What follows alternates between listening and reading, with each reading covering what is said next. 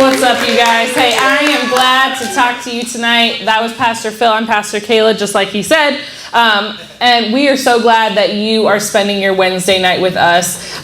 Just like Pastor Philip was saying, this is kind of a heavy series. Like, this is something, stories aren't necessarily always happy. And hopefully they end well, right? That's how most every good movie is, every good book you've ever read, there's parts that aren't so great. So this is kind of a heavy series that we're doing. So if you are new to Youth Rock, it's not always this heavy, but this is important.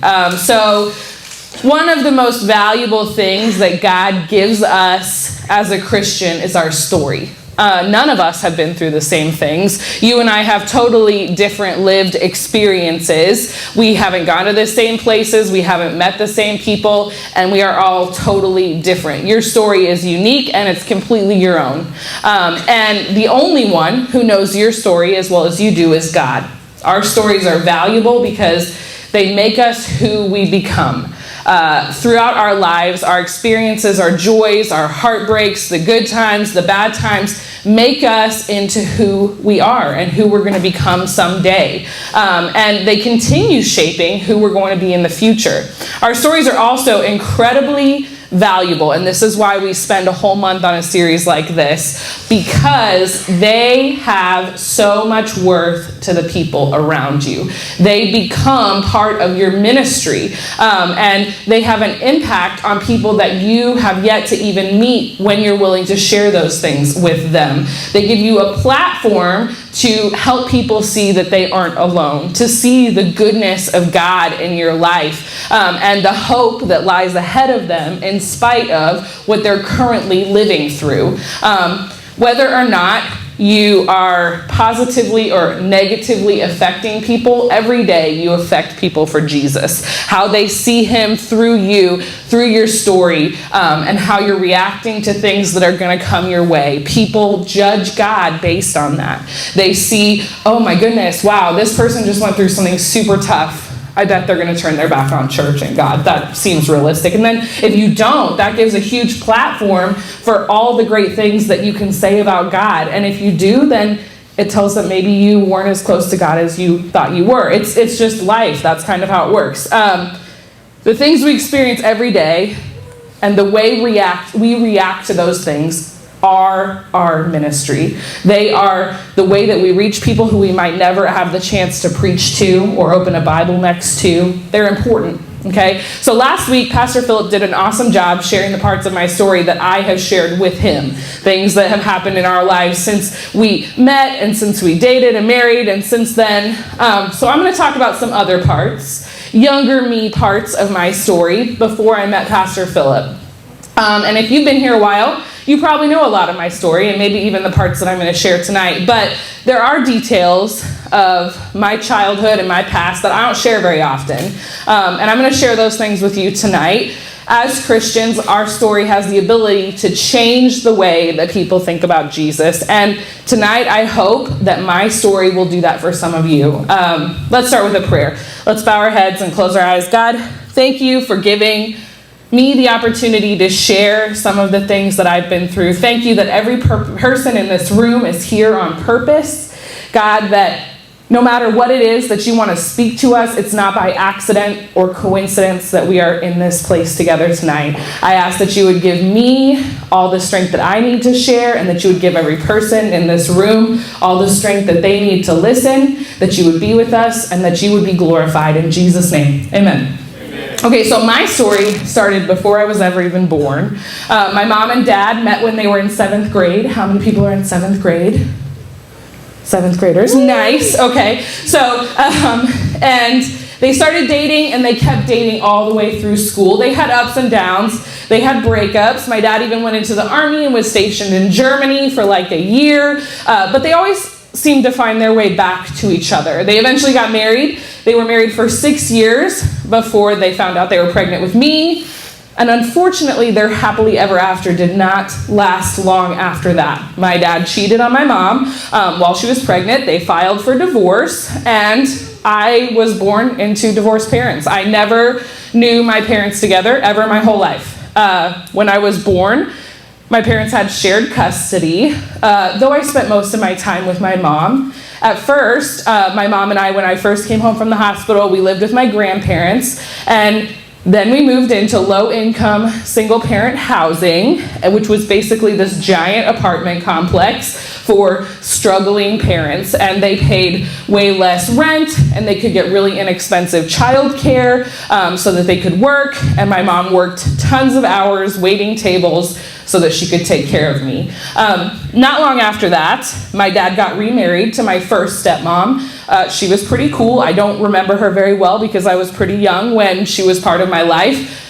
When I was 5, my mom got remarried to my stepdad, and he had a son who was a few years older than I was. And we moved into this little house in a really terrible part of Denver. And we all lived there in this house that was way too small for all of us. About that time, my dad got a divorce from my first stepmom and moved in with another woman. He really liked girls. That was a true thing for my dad. Usually his wives overlapped. Not a great dating plan. So he moved in with this other woman who had 2 kids, and I didn't see him very much after that because he started drinking super heavily and he became a super serious alcoholic, and he just wasn't really there for me. My dad was not really one of those people who became mean when he was drinking. He just became super inattentive and complacent. He didn't pay attention to me, and I was too little to be at his house with him not paying attention to me. So I started spending all of his custody time with my grandparents, his parents. And there's probably a lot of you in this room who've been affected by or are currently struggling with parents who have an addiction. Some of you are living in that right now, and I'm super sorry if that's your reality. Tiny word of caution, if that is or if it isn't, I hope that you'll see throughout my story and probably people you meet every day what it's like to be affected by alcoholism or drug addiction. And it's something important for me just to tell you, drugs and alcohol, not something to just mess around with. I know it can be easy, especially at your age, to explore and experiment and think this is a great escape. I don't have to feel or think, and I can just do this, and I feel better for a few minutes. But alcohol and drug addiction drastically changed my story. And I hope that you won't allow them to change yours. I hope that you'll make a choice for your future children, that you'll think it is not worth how this makes me feel for a few minutes. Because addiction is real. My dad never really intended to be a terrible father for that many years of my life, but he was addicted to something, and he didn't know how to do any better. So just my 2 cents, and we'll move on, my word of caution. It's not just fun for right now. It's something that's going to affect you long term. So make a choice, do better, okay? So back to me. So inevitably, with my dad's struggles, I ended up spending a lot more time with my mom and my stepdad. When I was really little, my stepdad seemed pretty cool at first. He was in, if you've ever had step-parents, maybe you've experienced this, he was in this phase where he was trying to win me over and get me to like him. So he would always try to do nice things, and he bought me a puppy, and he was super kind and all these things. His son didn't really like me very much, but also he didn't really seem to like anyone very much. So that was kind of a little calm period in my life, I guess, sort of, if there's ever was really calm.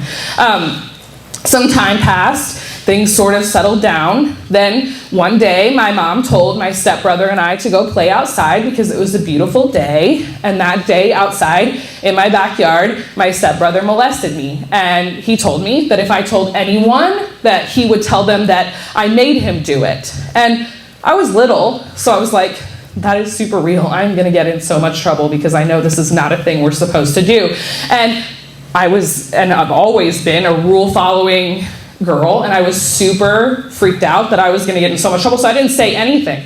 I didn't tell anyone, and it kept happening super frequently, and it kind of just became something that I felt like I couldn't stop, and I couldn't get rid of. It was just part of my life. And when I was about 8, my stepbrother moved in with his mom instead of living with us, and things got a little bit better. And about a year or two after he stopped being around all the time, my stepdad came into my room at night when he thought I was sleeping, and he molested me as well. That happened probably like 5 or 6 different nights before I decided I would tell my mom. And I was probably 10 or so I knew that that wasn't okay. And so I thought, I am gonna tell my mom. She's gonna do something about it. This is my mom. Moms are supposed to protect us, right? So I mentioned it to my mom, and she did not believe me. She told me that I was probably just having a bad dream and that it wasn't real. But it did stop after that, so I have to assume that she mentioned it to him. And I just thought things would get better because that wasn't happening to me anymore. But after that kind of abuse stopped, my stepdad was just hateful. He was always mean, and he was always just super unkind to me. And for the next several years of my life, he was verbally abusive. He never hit me or physically abused me, but he spent a lot of years of my life telling me that I was stupid, that I was worthless, that everything bad that happened in my family was my fault, that I would never become anything good, that I was a total waste of space, and things like that. I hope you've never heard those things before, but if you have, they're not true, and whoever's telling you those things is not right, okay? So the older I got, the more excuses I found to stay out of my house. I started getting involved in sports, and if you know me, you know I am the most unathletic person in the world. But the thing about sports was I could stay late after school for practices, which I was totally failing at, BT dubs. But I participated in everything I could think of at school. I was part of every extracurricular activity. I was in the drama club because you have to stay late to practice for plays. I was part of everything that I could be part of, so I didn't have to go home. I did really well in school because it gave me a reason to study, to stay in my room once I did get home. In middle school, things changed. My dad met a new wife. He had a couple, right? But this one went to church, and she invited him to come with her to church. In fact, she told him she would not date him unless he started going to church. And like I said, he liked girls, so he went to church and he got saved. And really, truly, absolutely, 100% night and day difference changed. I didn't totally understand it at the time, but I did see that he was totally different. He didn't drink anymore, he didn't cuss, he didn't party. He actually wanted to spend time with me, and I started spending more time at their house whenever I could, and we started actually having fun together. And it was totally different, and it became my favorite escape from the horrors that were happening at my mom's house. Then my dad and my stepmom moved from Colorado to Missouri so that they could have a farm because my stepmom loved horses and she wanted to raise animals and live in the country. And so they moved far away from me. And I went to visit them during the summers, and it was my most favorite place in the entire world, and the summers were magical. When I got into high school, things with my stepdad got worse. Maybe it was because I was older, who knows, or because I didn't have my dad's house to escape to every weekend or something, I don't really know. But my stepdad became way more aggressive. He would start fights with me over the stupidest things, and he got pretty close to hitting me on a regular basis. That was when I moved out, and I started living with my gram, who was my dad's mom, and I lived with her for a big part of my sophomore year. And my mom convinced me to move back in, that things would be different, things would be awesome, everything was gonna be okay, but things were not any better. They actually got worse, and that didn't last for very long. So I told my mom either my stepdad would have to leave or I was gonna move to Missouri. She did not choose me. So I moved from Colorado to Missouri the summer before my junior year of high school to live with my dad.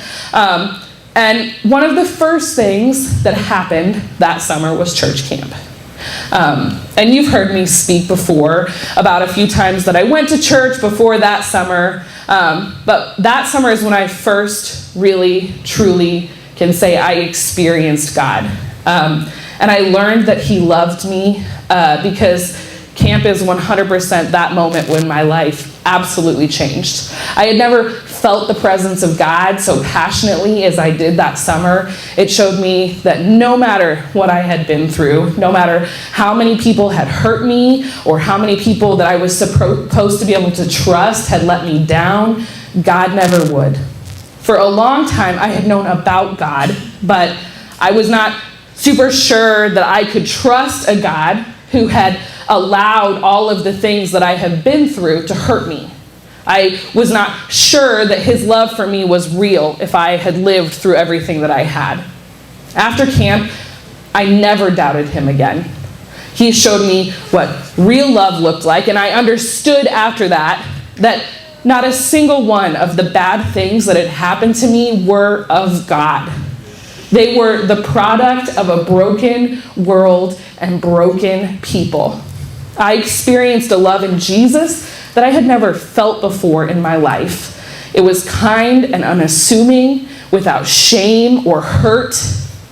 It was a love that had never let me down and that cared about me just as I was, as messed up as I thought I was, as damaged as I 100% came to Jesus.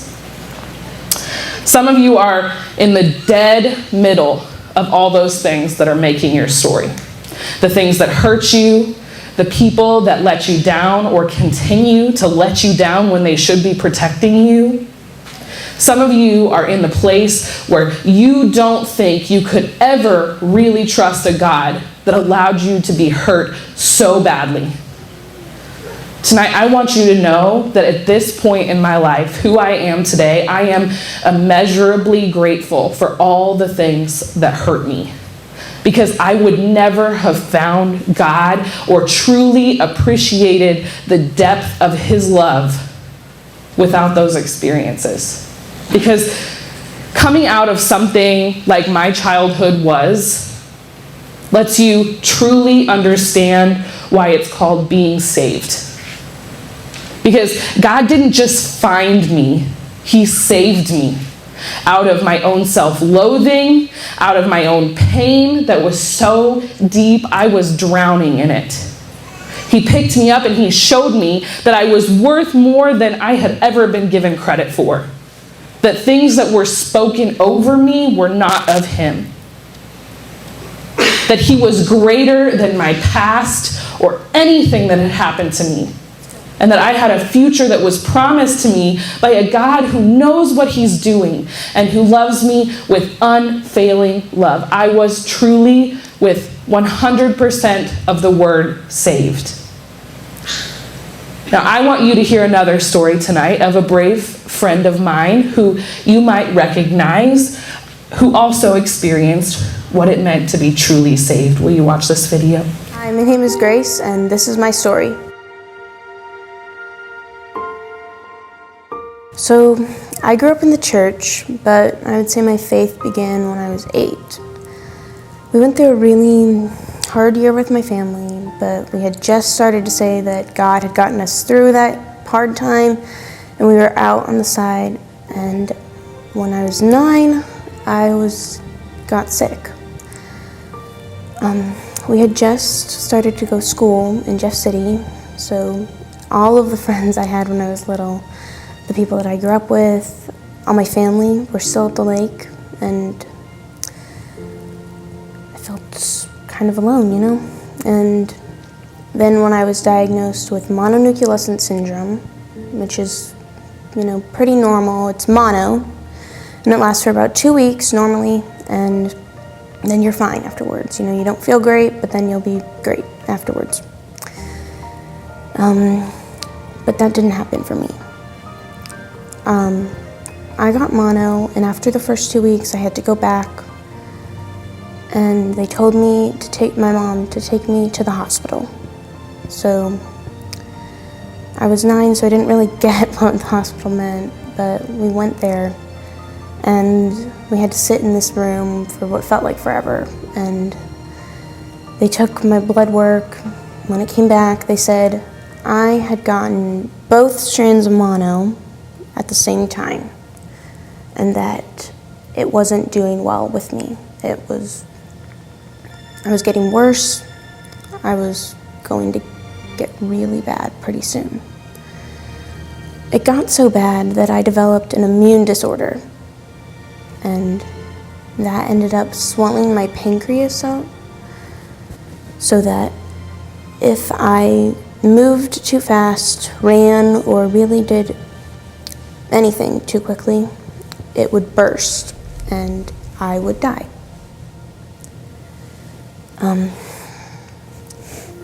They told me I would have to spend a lot of time at home. But, what they don't say is that you won't go to school, you won't go to church. I wasn't even allowed to go outside.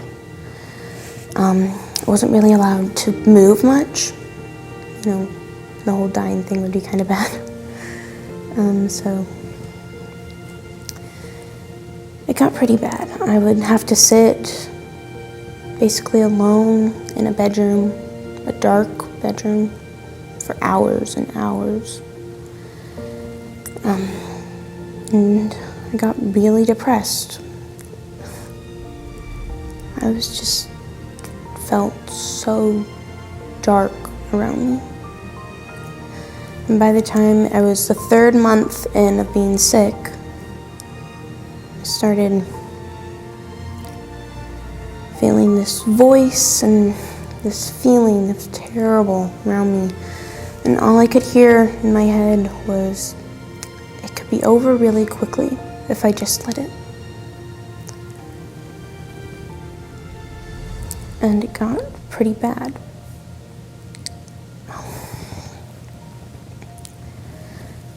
I started thinking all those thoughts at night when I was alone, when there was no one around, which was most of my day. And one night when I thought I was going to end myself,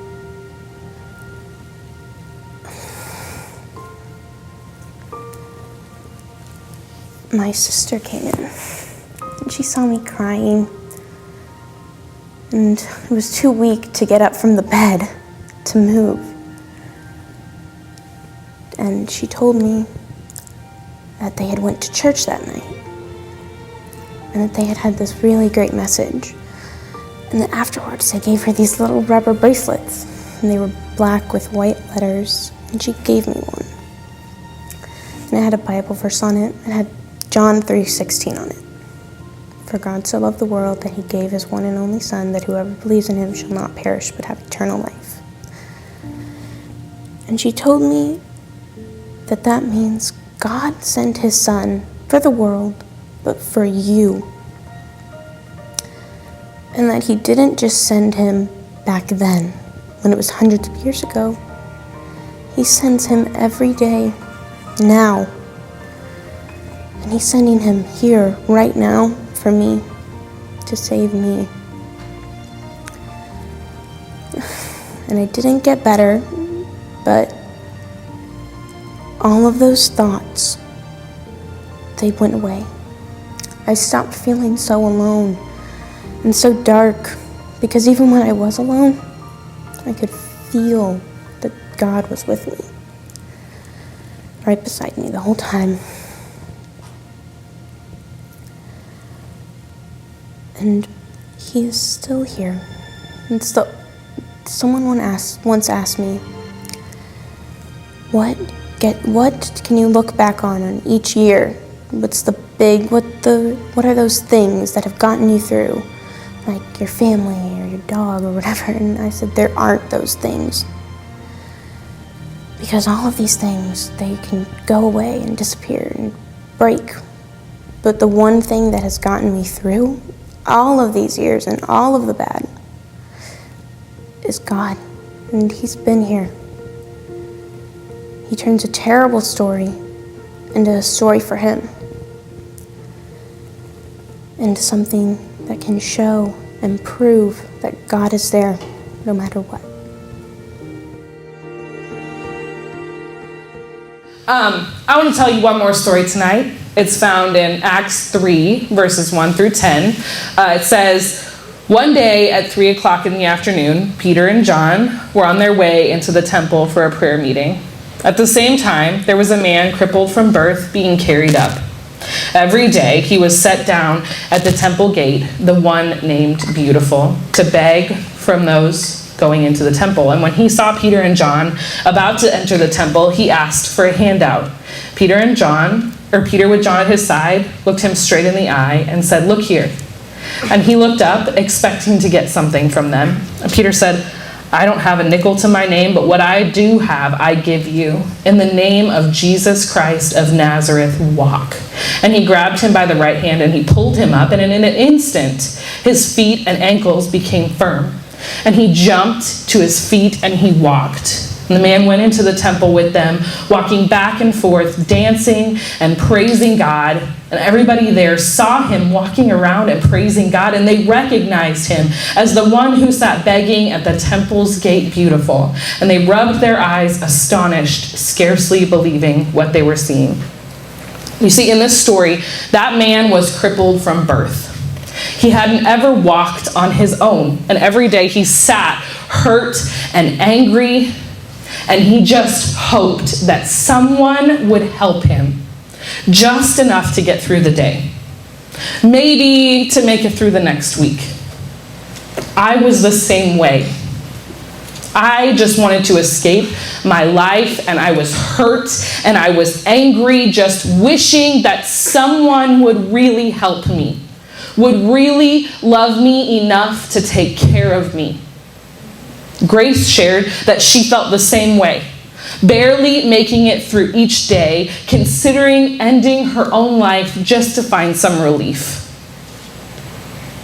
In the story we just read, Peter didn't just cover up the man's hurts with a few coins. He didn't say, here's some Chick-fil-A and a $20 bill so you can eat for the rest of the week. He removed what was hurting him completely. He gave him the ability to stand on his own for the first time. That is what happened when God found me that summer. I was broken and I was hurting and I was hoping for something that would just cover up my pain. It would cover up my brokenness just for a little while so I didn't have to think about it all the time. But instead of covering something up, he healed me completely. He covered me with a love so great and so deep that it went into every single crack inside my heart and filled all my missing pieces. I didn't have to be defined by my past anymore, or all of the ways that I had been let down in my life, because Jesus became that ultimate love for me, that ultimate healing.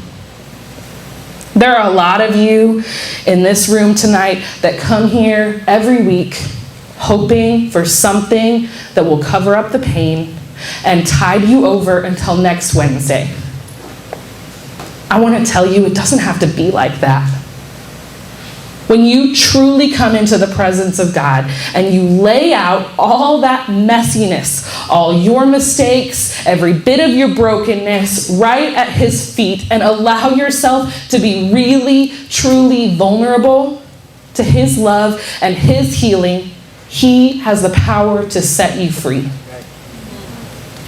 If you allow him to change your heart and your life, he can show you a love that will never let you down or hurt you or leave you broken. Amen. Now, I'm not saying to you that after that summer, my stepdad was removed from my life. I never had to see him again. I never had to come face to face with my mom or all of the junky stuff that had happened to me before, because that would be untruthful. Life's not like that. But what it does mean is that when I did have to go back to Denver to see my stepdad and my mom for holidays, because my mom continued being married to him, I had someone who went with me, who held me, who walked alongside me, who reminded me when those things started coming back into my head, all of the ways he had made me feel like the worst person in the world. That's not who you are. That's not where you are in your life anymore. You are not those things. Someone who stood next to me and told me those things and spoke his truth and words into my heart so that I didn't have to live in that darkness anymore. But here's the thing. I had to make a choice. Grace had to make a choice to get up and walk. In the story we just read, Peter could easily have said, get up and walk. And the guy on the ground could have said, bro, I haven't walked a day in my life, and just sat there. But he had to make a choice. That's right. To believe with his faith, you know what? I have never walked before, but why not today? Why not right now? Why not shake this off, stand up, step up, and move in through the beautiful gate?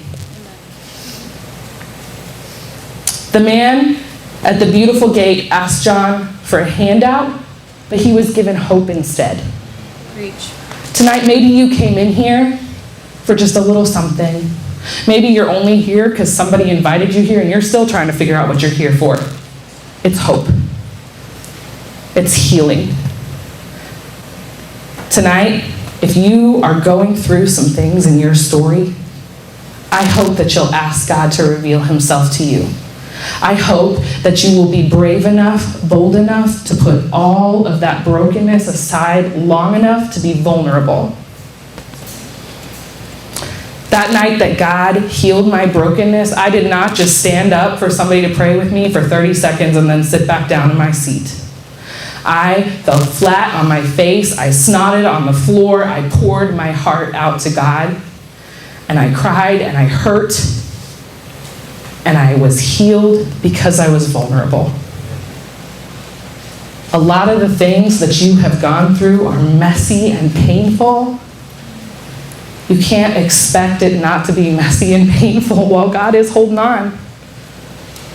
Many of you have been hurt by the world, and you've tried to shut off God completely. You've tried to keep him out of your head or out of your life with drugs or alcohol. You've tried to cut yourself so you don't have to think about your past. When you hear an altar call on Wednesday and somebody stands up here and says, we'll pray with you, come on up, you don't come at all. You just stay in your seat and just wait for it to be over.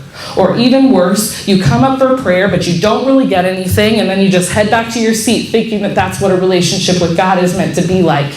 Just a momentary fix. Some of you are broken and hurting tonight. And it's time you let yourself be vulnerable and open before God, and you talk to him and you seek after him until you find that healing, because, my friend, you are worth it.